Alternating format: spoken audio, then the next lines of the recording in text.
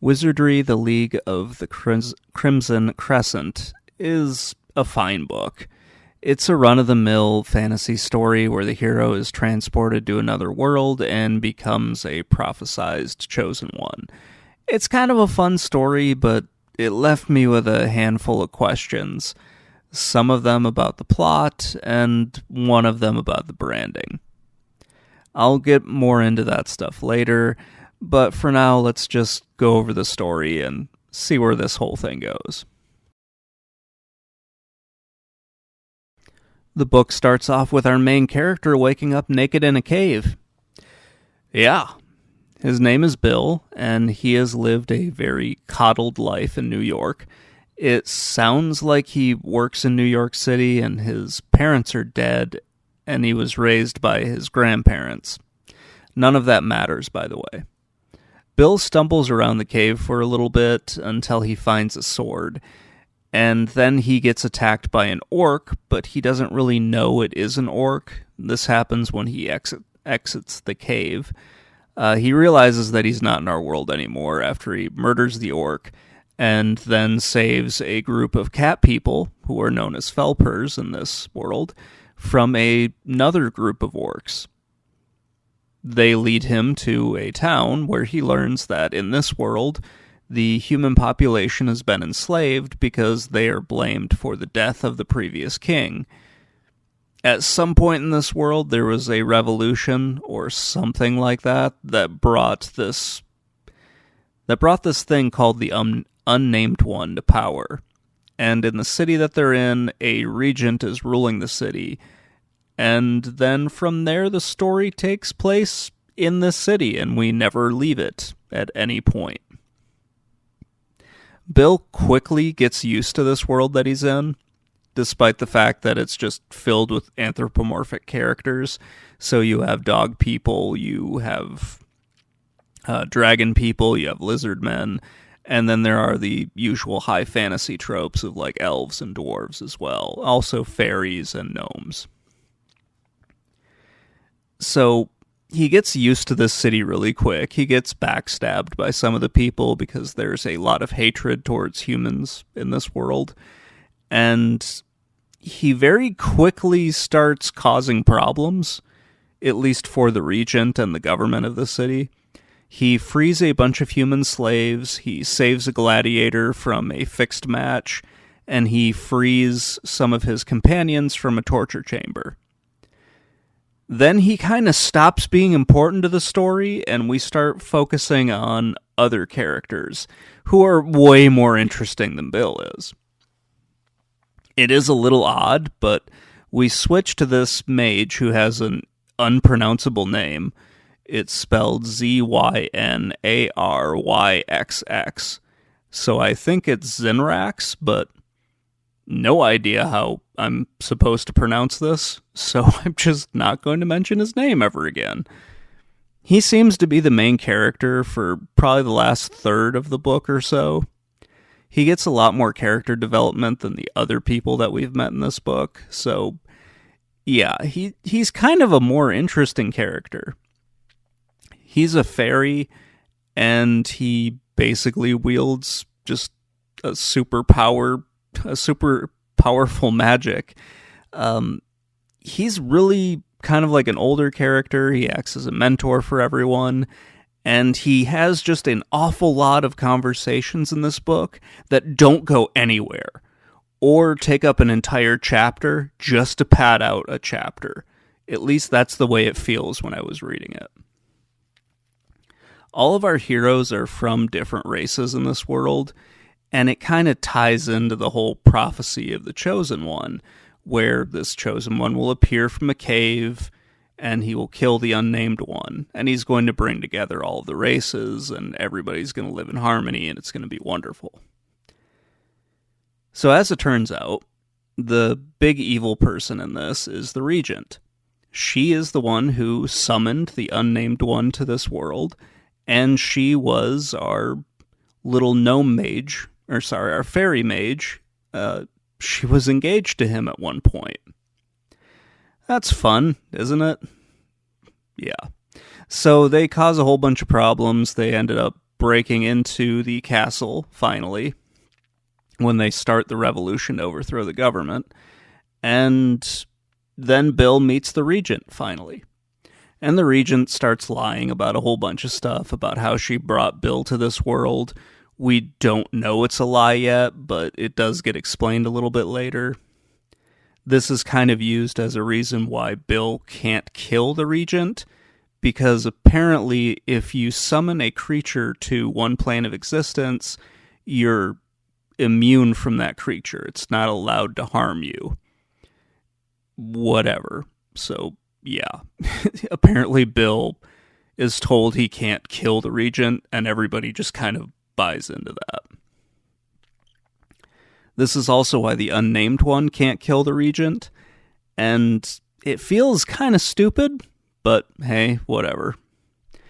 So the Unnamed One gets summoned into the same room as the Regent, explained that the Regent is going to basically betray the Unnamed One, and then Bill jumps into a black orb, fights the Unnamed One, while the rest of the party deals with the Regent and all of her soldiers that she has.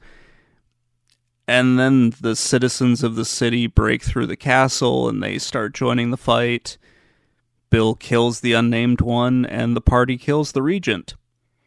This causes all of the creatures that the Regent has summoned to disappear.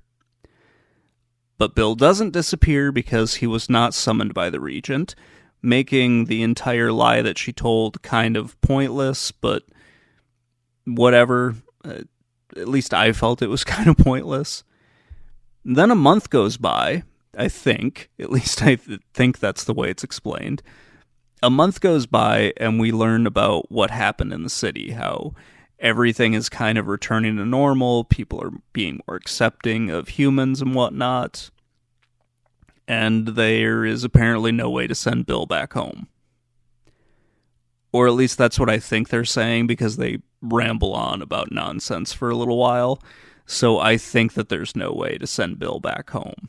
And Bill seems perfectly fine with that, because he has no friends in the other world, and his grandparents suck, so he doesn't want to go back and visit them. And then the book ends. So that is the story. Now let's talk about why we probably don't need Bill in this story.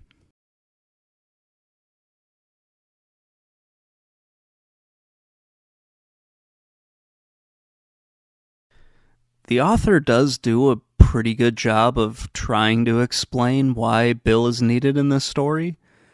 The sword seems to have a mind of its own. It gives Bill superpowers. Bill just instinctively knows how to use the sword because in his previous life in our world, he learned fencing for some odd reason, since that was the only sport he was allowed to participate in. But while explaining all of that, the reader is also told that Bill has handled other swords besides like a fencing sword, so he can use this new magical sword, but even him knowing how to use swords isn't really all that important, because the sword has a mind of its own, and it seems to kind of fight on its own. It's a little weird, and it's not really explained why the sword glows, why it's really powerful. It's just not really brought up unless you believe what the Regent told you at the end of the book about how she brought Bill to this world and how she brought the sword there and put them together in the cave so that Bill would find them. But then we're also told that Bill doesn't, or that isn't true, because Bill would have disappeared, so it doesn't really make a whole lot of sense.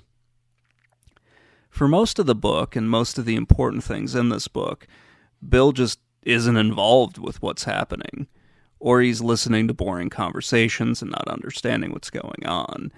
And yeah, he just doesn't really need to be there. It does get explained that he's part of this whole prophecy, but he really just didn't need to exist. You could have had him be anyone, and he didn't really need to come from our world, but hey, let's talk about that in just a second.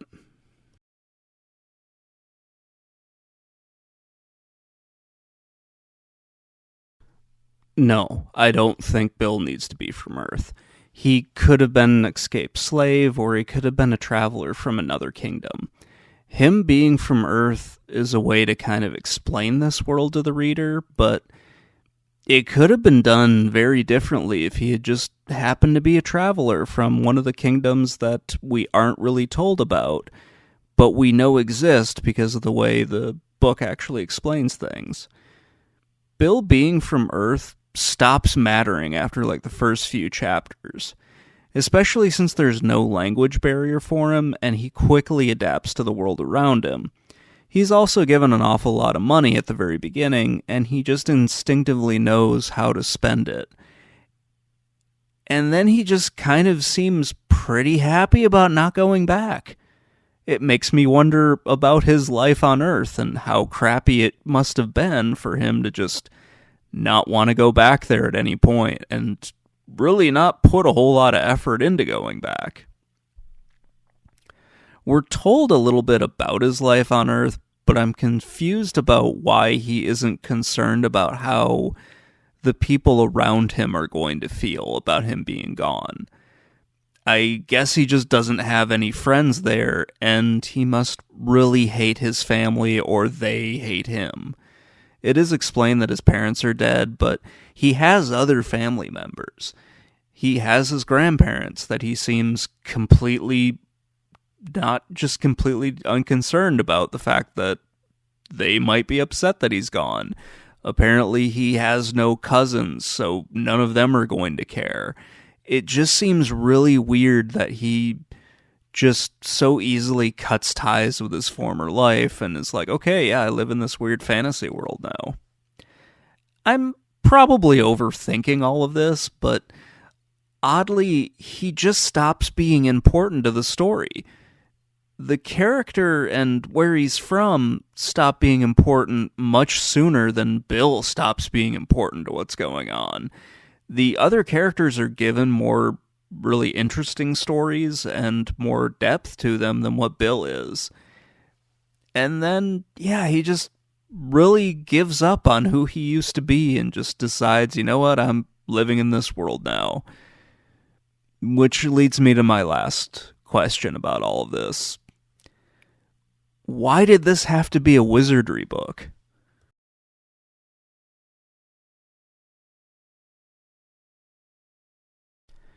So I don't know a whole lot about the Wizardry series. I know some of the basics, but I couldn't really tell you, like, the plot of many of the games. So I figured this was a novelization of one of the video games. This publisher, Proteus, they released a number of books that were based on video games, and they usually tied into either an existing game or an upcoming game. But that isn't what happened here, or at least it doesn't appear to be what was happening here. I looked up the timeline of the Wizardry games releases, and this book doesn't align with any of them. The book was released in 1995, Wizardry 7 was released in 1992, and Nemesis the Wizardry Adventure was released in 1996. This part made me think maybe this book had something to do with Nemesis, since that's a side story, and maybe this tied into that in some way. But no, it doesn't. It has nothing to do with that game. So I thought maybe it had to do with Wizardry 7. No, it doesn't. The book doesn't seem to have anything to do with the mainline Wizardry series.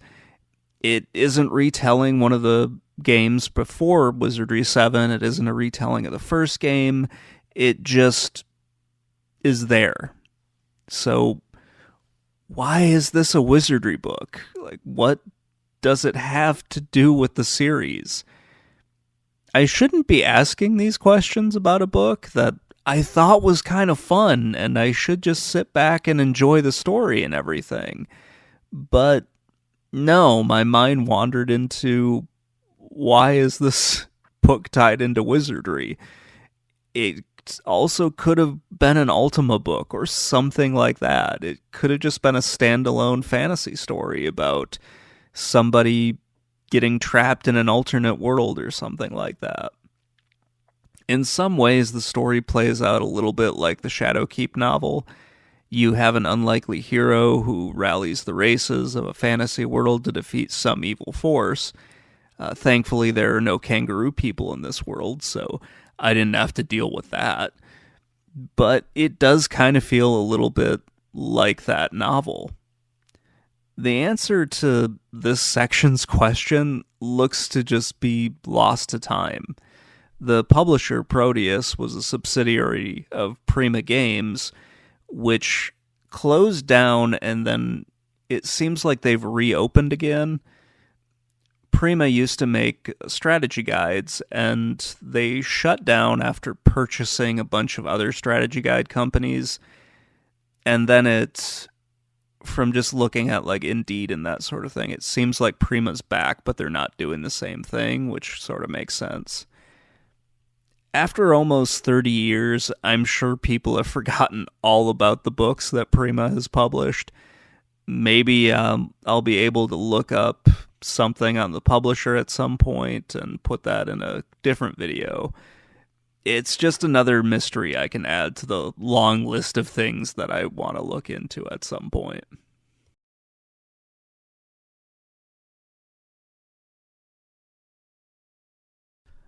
This was a fun story to read. It didn't go in any exciting direction and was kind of a paint by numbers, fish out of water fantasy story. It didn't need to be a Wizardry book, as the connections to the series are tenuous at best. It is comparable to Shadowkeep, or at least the Shadowkeep novel, and that's kind of the book that I have the closest comparison to at this point. Both are pretty fun fantasy stories that are easy to read. They're also just kind of one-off stories that feel like they could have been part of a bigger series of books. I could really only recommend this if you're into high fantasy. It doesn't tie into any of the Wizardry games as far as I can tell, and it just kind of feels like a generic fantasy story. Anyway, that's going to wrap things up. Let me know what you think in the comments section below, and I will talk to you all later. Bye.